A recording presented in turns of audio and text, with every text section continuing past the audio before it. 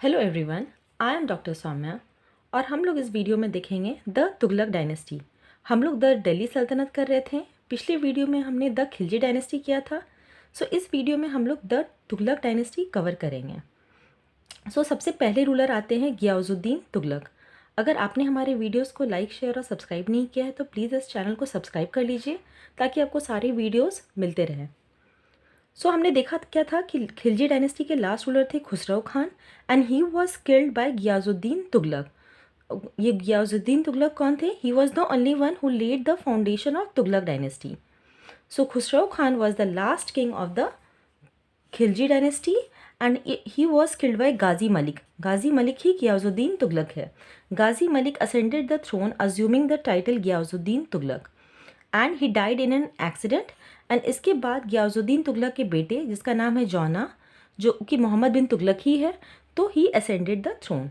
हम लोग देखेंगे Muhammad bin Tughlaq who ruled from 1325 to 1351। Tughlaq dynasty में दो इंपॉर्टेंट रूलर्स आते हैं, एक है मोहम्मद बिन तुगलक, दूसरे हैं Firoz Shah Tughlaq. Firstly will see Muhammad bin Tughlaq. Muhammad bin Tughlaq का ही नाम था जौना, प्रिंस जौना। तो he ascended the throne in 1325। He introduce many administrative reform जो सारे डिबेटेबल थे, मतलब जो कि 5 प्रोजेक्ट्स थे जिस पे बहुत ज़्यादा विवाद हुआ है। ये 5 प्रोजेक्ट्स थे: taxation in Doab, transfer of capital, introduction of token currency, Khurasan expedition और कराचिल एक्सपीडिशन। एक एक करके हम सारे इनके ये एक्सपीडिशंस देखेंगे, एडमिनिस्ट्रेटिव रिफॉर्म्स देखेंगे। और इन्होंने ऑलमोस्ट 25 ईयर्स तक रूल किया था, जिसमें कि इस 25 साल में 36 रिवोल्ट्स हुए थे। First comes taxation in Doab. Doab क्या होता है? दो आब, दो मतलब two. The place between two rivers is known as Doab. तो what he did is he introduce taxation in the Doab, means the area between the Ganga and the Yamuna river. It was not a very good decision, अच्छा decision नहीं था। He increase the rate of taxation, इन्होंने tax बढ़ा दिया और कुछ कुछ extra यहाँ पे अबवाब्स या फिर सेस या फिर जिसे हम टैक्स बोलते हैं वो भी डाल दिया। तो ये एक अच्छा डिसीजन नहीं था। और यहाँ पे इन्होंने मोहम्मद बिन तुगलक ने घरी और चराई टैक्स भी इंक्लूड कर दिया। ये क्वेश्चन आता है, हु इंट्रोड्यूस घरी एंड चराई टैक्स? घरी टैक्स था हाउस टैक्स और चराई था पैस्चर टैक्स। जो जानवर कैटल जो चरते हैं फील्ड्स में उसे ही चराई कहते हैं। एंड एक नया डिपार्टमेंट एग्रीकल्चर का स्टार्ट किया, उस डिपार्टमेंट को कहते हैं दीवानी कोही। दीवानी कोही। इस डिपार्टमेंट का मेन ऑब्जेक्टिव ये था ताकि ज़्यादा से ज़्यादा लैंड को कल्टीवेशन के अंदर लाया जा सके ताकि पीजेंट्स को हेल्प मिल सके। बट क्योंकि इन्होंने बहुत ज़्यादा टैक्स रेट बढ़ा दिया था, this was not a very good decision. Next was transfer of capital. इन्होंने क्या किया? दिल्ली को ही shifted the capital from Delhi to Devagiri. It was a very controversial step of Mohammad bin Tughlaq, most controversial step, as he transferred the capital from Delhi to Devgiri. And why he thought of changing to Devgiri? क्या reason था, क्या मकसद था देवगिरी करने का? क्योंकि देवगिरी जो है साउथ में था एंड ही थॉट दैट कि अगर हम साउथ में अपना कैपिटल सेकेंड कैपिटल कर लेते हैं तो साउथ इंडिया को कंट्रोल करना ज़्यादा आसान होगा। And he named also Devagiri to Daulatabad. Question आता है कि Devagiri was name to which name in Mohammad bin Tughlaq rule? It was name to Daulatabad. But कुछ साल के बाद मोहम्मद बिन तुगलक को रियलाइज़ हुआ कि अगर वो दौलताबाद में रहेंगे तो उनको नॉर्थ इंडिया कंट्रोल करने में दिक्कत होगा। This is what it is given here. After a couple of years Mohammad bin Tughlaq decided to abandon Daulatabad because he soon found that he could not control south India from Delhi. तो इन्होंने फिर क्या सोचा कि वापस हमें दिल्ली ही चलना चाहिए। ये बहुत ही कंट्रोवर्शियल स्टेप था, बहुत अच्छा डिसीजन नहीं था, जिसके कारण बहुत क्रिटिसिज्म होता है मोहम्मद बिन तुगलक का। Next was introduction of token currency. Introduction of token currency 1329 में हुआ था and he decided to introduce bronze coins. Bronze क्या होता है? ब्रॉन्ज एक अलॉय है। Bronze is made up of, we have seen in Harappa civilisation also कि वो ब्रॉन्ज एज कहलाता था। It is an alloy of copper and tin. तो व्हाट ही डिड, ये क्या चाहते थे कि ब्रॉन्ज का भी सेम वैल्यू हो जाए सिल्वर का। कभी भी ऐसा हो नहीं सकता है तो ताकि, बट ये सक्सेसफुल हो भी सकता था, बट क्या हुआ, लोगों ने कॉपी करना शुरू कर दिया new coin. Forging means copy करना, वैसे coins people started making of their own. तो जिसके कारण ये प्लान भी फेल हो गया और बहुत ज़्यादा डीवैल्यू हो गया मार्केट में, और इसके कारण finally Mohammad bin Tughlaq decided to withdraw the token currency and he had to exchange silver pieces for bronze coins. तो जिसके कारण बहुत लॉस भी हुआ किंगडम को। So this was also not a very good decision of Mohammad bin Tughlaq. Then comes the Khurasan expedition, ये भी 1329 में हुआ। तो सुल्तान थॉट दैट कि वो भी पूरा हर जगह एनेक्स करेंगे, हर जगह अपना यूनिवर्सल कॉन्क्वेस्ट फैलाएंगे। तो he thought of conquering Khurasan and Iraq. Iraq and Khurasan Iraq side में ही है। So he mobilized a huge army for this and he actually spent a lot amount of money for this, mobilizing this huge army. And वो but ये भी decision बहुत अच्छा नहीं था, this decision was also a failure. And next comes the Qarachil expedition. Qarachil expedition launch हुआ था Kumaon hills Himalayas में, और ये इन्होंने सोचा था कि इस वजह से चाइनीज़ पर हम काउंटर अटैक कर सकते हैं। And this was actually some to for some refractory tribes in Kumaon Garhwal region. ये चाहते थे कि दिल्ली सल्तनत एक्सपैंड करे और ये कोराचिल एक्सपीडिशन हो। तो पहला अटैक जो था वो तो फिर भी सक्सेसफुल था, बट जैसे ही रेनी सीजन आया तो जो इन्वेडर्स थे, मतलब जो इनका आर्मी था, वो सफ़र हुआ एंड ये कराचिल एक्सपीडिशन भी एक फेलियर ही था।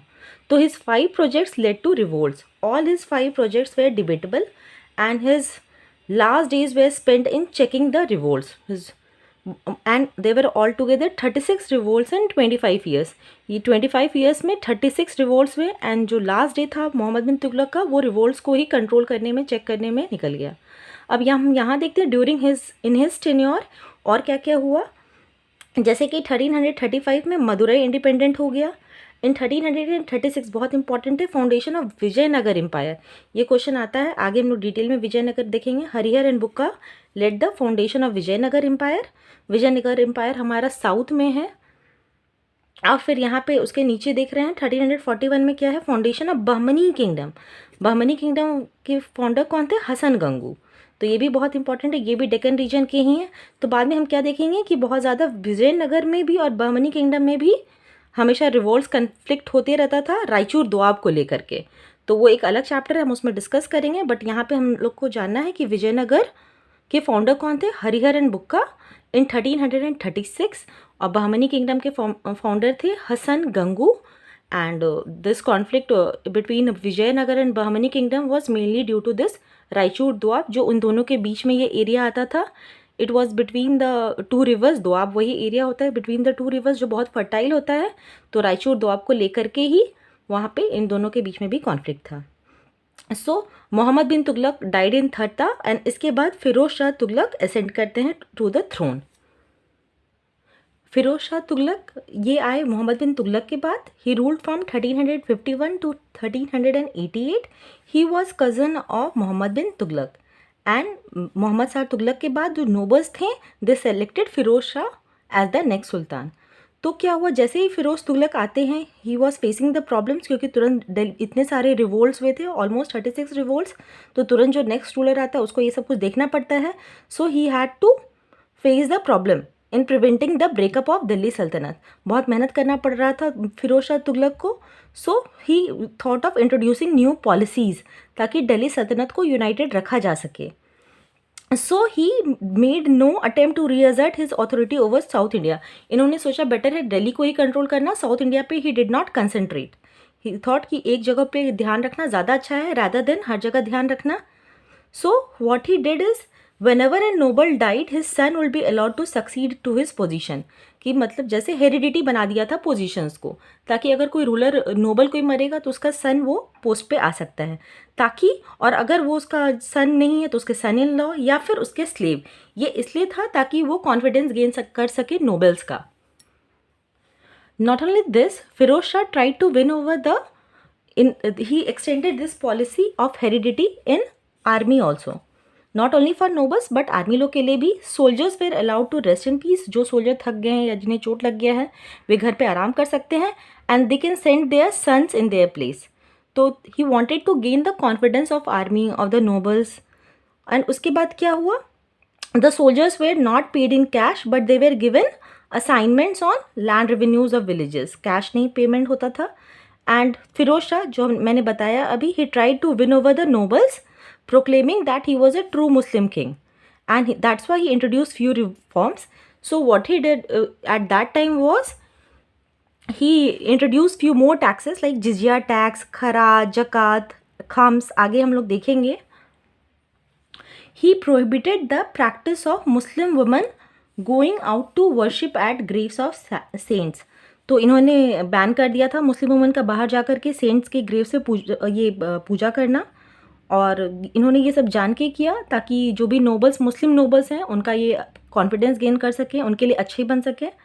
एंड जिजिया भी बहुत एक यहाँ पे एक इम्पॉर्टेंट टैक्स बन करके सामने आ रहा है फिरोज शाह तुगलक के टाइम पे.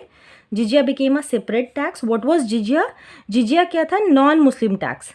आगे हम देखेंगे. नॉन मुस्लिम मतलब जो लोग मुस्लिम्स नहीं हैं, दे हैड टू पे अ separate tax for this. And he also refused to exempt the brahmanas from the payment of jizya. मतलब he also included brahmins to pay jizya. मतलब सभी लोग जिजिया पे करेंगे, जो भी मुस्लिम नहीं है they have to pay this tax. And यहाँ पे हम देख रहे हैं कि 4 kind of taxes sanctioned in the Quran were imposed. क्या टैक्सेस थे? खराज, जक़ात, जिजिया एंड खम्स. बहुत इंपॉर्टेंट है, ये एग्जाम में आता है डायरेक्टली, स्टेट पीसीएस में भी आता है एंड यूपीएससी में भी ये क्वेश्चन पूछा जाता है. So the 4 kind of taxes are kharaj, zakat, jizya and khams. खराज क्या है? खराज लैंड टैक्स है, कितना? 1/10 ऑफ प्रोड्यूस ऑफ लैंड. जक़ात है 2% टैक्स ऑन प्रॉपर्टी. और jizya was levied on non Muslim, जो भी मुस्लिम नहीं होगा दे हैव टू पे जिजिया. और खम्स क्या था? 1/5 ऑफ बूटी कैप्चर ड्यूरिंग वॉर. जो भी वॉर होगा, जो भी उसमें कैप्चर होगा, उसका 1/5 पार्ट, उसको हम बोलते हैं खम्स. खराज को क्या बोलते हैं? Land tax. और जक़ात 2% टैक्स था प्रॉपर्टी पे. तो बहुत इंपॉर्टेंट है ये पैराग्राफ, प्लीज़ इसको ध्यान में रखिएगा. क्वेश्चन पूछा जाता है, या तो ये पूछ दिया जाएगा खराज, जक़ात, जिजिया, खम्स किसके टाइम में इंट्रोड्यूस हुआ, तो फिरोज शाह तुगलक. या फिर खराज क्या है, तो ऑप्शंस कंफ्यूज के लिए ये सारे ऑप्शंस दे सकते हैं उसमें कि 2% टैक्स था प्रॉपर्टी का, खराज या लैंड टैक्स था. तो you have to choose that kharaj was the land tax only. अब हम नेक्स्ट देखेंगे क्या? In order to encourage agriculture करने के लिए, इम्प्रूव करने के लिए फिरोज शाह तुगलक ने what he did? He built a number of canals, many canals he built, जिसे हम हक़ शर्ब और हासिल शर्ब भी कहते हैं, वाटर टैक्स. ये क्वेश्चन बीपीएससी एग्जाम्स में प्रीवियस ईयर्स में आया है. Who built canals means which Delhi सल्तनत किंग बिल्ट कैनाल्स. तो इट वॉज फिरोज शाह तुगलक, और वो भी इसलिए ताकि एग्रीकल्चर इम्प्रूव हो सके. एंड इस टर्म को हम क्या बोलते हैं? हक़ शर्ब या फिर हासिल शर्ब. तो इसको हम ऐसे भी याद रख सकते हैं क्योंकि ये वाटर से रिलेटेड है और शर्ब भी थोड़ा शरबत से सिमिलर है. तो we can correlate and we can learn that हक़ शर्ब क्या था? Water tax. So he was a great builder. Firoz Shah Tughlaq ने बहुत सारे सिटीज़ बनाए हैं, जैसे कि the city of Fatehabad, Hisar, Jaunpur and Firozabad. Firozabad तो फिरोज शाह तुगलक ने अपने नाम पे बनाया, और जौनपुर हमने देखा कि मोहम्मद बिन तुगलक का नाम था जौना. तो ये जौनपुर वो नाम था मोहम्मद बिन तुगलक पे, जौना खान. और फिरोज़ाबाद फिरोज शाह तुगलक ने खुद के नाम पे बनाया है फिरोज़ाबाद. तो और सिटीज़ कौन है? फतेहाबाद एंड हिसार. और यहाँ पे 2 पिलर अशोका का दिल्ली लाया गया, एक टोपरा हरियाणा से और दूसरा मेरठ यूपी से. सो ये भी क्वेश्चन आता है सारे स्टेट पीसीएस एग्जाम्स में कि पिलर्स ऑफ अशोका कहाँ कहाँ से लाया गया था फिरोज शाह तुगलक के टेन्योर में.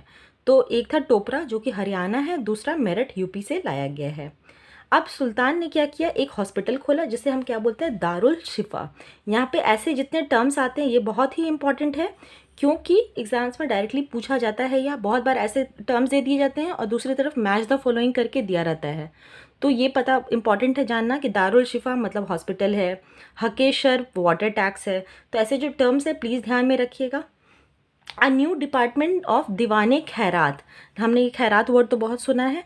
तो ये क्यों किया गया था? ताकि प्रोविज़न किया जा सके मैरिज ऑफ पुअर गर्ल्स, जो भी गरीब लड़की है उसके शादी के लिए. तो इसे नाम दिया गया था दीवाने खैरात. ये इजी है याद करना. शिफा मतलब हॉस्पिटल, दारुल शिफा हॉस्पिटल, दीवाने खैरात मैरिज ऑफ पुअर गर्ल्स, हक़ शर्ब वो क्या हो गया? मतलब water tax. I hope this is easy, important भी है. नेक्स्ट स्टेप क्या था जो फिरोज शाह तुगलक ने लिया था? ये कि जब भी कहीं भी अगर लड़ाई हो तो they will select and send handsome and well born young boys as slaves. तो इस कारण फिरोज शाह तुगलक के टेन्योर में बहुत ज़्यादा स्लेव्स हो गए थे, जो बाद में एक बर्डन भी बन गए थे इकोनॉमी पे. तो ये क्वेश्चन भी आता है कि कौन से किंग के पास बहुत ज़्यादा स्लेव्स थे. If I am not wrong, I think something it went till 2,80,000 like that, और 2 लाख. तो स्लेव्स का नंबर बहुत ज़्यादा हो गया था फिरोज शाह तुगलक के टर्म में. और ये भी क्वेश्चन आता है कि कौन सा वो राजा था जो बहुत स्लेव्स को अपने पास रखता था. तो वो भी था फिरोज शाह तुगलक, और जिसके लिए ये एक मतलब ड्रॉबैक भी था, तो वो भी था Firoz Shah Tughlaq. So he died in 1388. And इसके बाद क्या कहते हैं, his rule was marked by peace and tranquility. It was not like Muhammad bin Tughlaq की 25 ईयर्स में 36 रिवोल्ट्स हों. तो एंड इसका क्रेडिट किसको जाता है? टू हिज प्राइम मिनिस्टर खाने जहां मकबूल. अब हम ये देखेंगे कि फिरोज शाह तुगलक के बाद क्या होता है, क्योंकि दो इंपॉर्टेंट ही रूलर है यहाँ पे, मोहम्मद बिन तुगलक एंड फिरोज शाह तुगलक. तो इसके बाद हम ये देखते हैं कि तुगलक डायनेस्टी ज़्यादा सर्वाइव नहीं कर पाया. उसके बाद जो मालवा, गुजरात और शर्की किंगडम्स है ये टूट गए, ब्रेकअप हो गए सल्तनत से. एंड उसी टाइम हम क्या देखेंगे, तिमूर का invasion. Very important question directly आता है कि तिमूर का इन्वेजन कब हुआ था. तो ईयर इज 1398. नाम है Timur the lame, because he was lame. तो he was a very cruel conqueror from Mongolia. He came from Mongolia and he was a descendant of Genghis Khan. ये descendant था चंगेज़ खान का. And he invaded India in 1398. Please remember this year. And he invaded India during the reign of Muhammad Shah Tughlaq. So what happened? He invaded India during the reign of Muhammad Shah Tughlaq, and Muhammad Shah Tughlaq was only the last ruler of the Tughlaq dynasty. कोई भी dynasty पढ़ते हैं तो please important रखिएगा, who were the first and the last ruler, बहुत बारी question में आता है. सो मोहम्मद या Mahmud Shah Tughlaq was the last ruler of the Tughlaq dynasty. And उसके बाद हम किसको देखेंगे, खिज्र खान आता है. So what does Timur do? Timur जो है वापस चला जाता है सेंट्रल एशिया, और ये खिज्र खान को इंडिया में छोड़ देता है. ये खिज्र खान ही फाउंडेशन ले करता है सैयद डायनेस्टी का. ये सैयद डायनेस्टी, और सैयद डायनेस्टी के बाद आता है Lodhi dynasty. Will see this in the next video. हम लोग नेक्स्ट वीडियो में सैयद डायनेस्टी और लोधी डायनेस्टी को देखेंगे. सो आई थिंक ये तुगलक डायनेस्टी क्लियर है. अगर इस तुगलक डायनेस्टी में आपको कहीं डाउट है तो please ask in the comment section. Yeah, if you have any suggestion, you can please suggest that also in the comment section. I hope you like this video. Please like, share and subscribe this channel. Thank you for watching. Thank you.